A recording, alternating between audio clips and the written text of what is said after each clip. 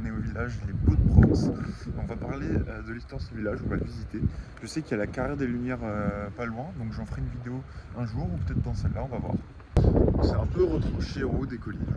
Donc, le paysage, comme vous l'avez vu juste avant. Et puis voilà, on a quelques monuments, des points de vue franchement sympas. Ici sur le côté, on a une espèce de bar, hôtel ou je sais pas, terrasse qui donne sur ça. Franchement, c'est vraiment beau. Donc on rentre dans un petit hôtel avec une espèce de, on dirait une prison. Alors on rajouterait des barreaux, on dirait une prison. Je crois que c'est la mairie en haut. Et là, c'est une grande cheminée. Je dis prison parce qu'il y a des barreaux ici. Ici, on a un escalier. Je sais pas où ça mène.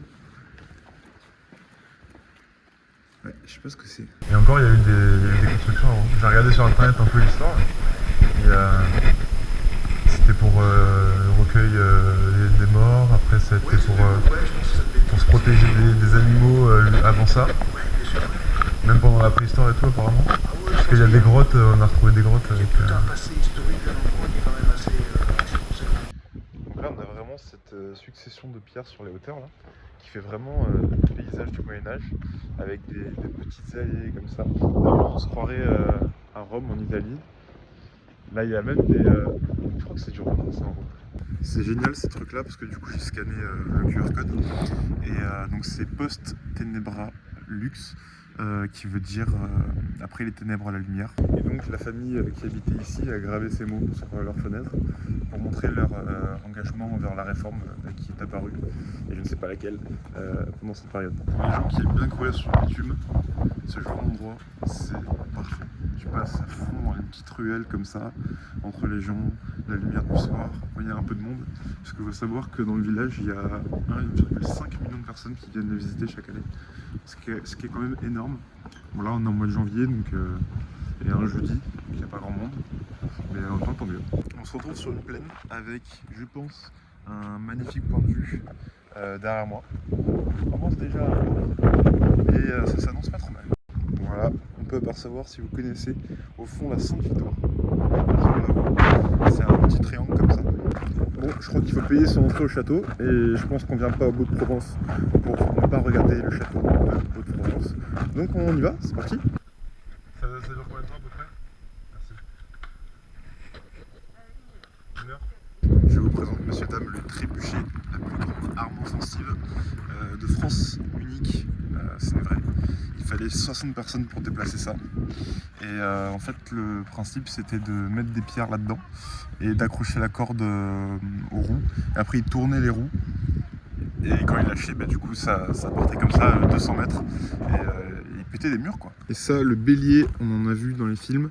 En gros, les mecs, bah, ils prennent le bout de bois, ils l'envoient dans les murs. Et en fait, au-dessus, donc c'est quand ils attaquent un village, au-dessus, il y a des pots mortes, du gazon, des planches de bois très solides pour éviter de prendre feu par les projectiles que les ennemis qu'ils attaquent envoient. Et puis voilà, ils défoncent des trucs, encore une fois. La belle et fameuse guillotine. Je pense que les gens fans d'histoire, ils sont fans parce qu'ils ressentent une certaine nostalgie des lieux.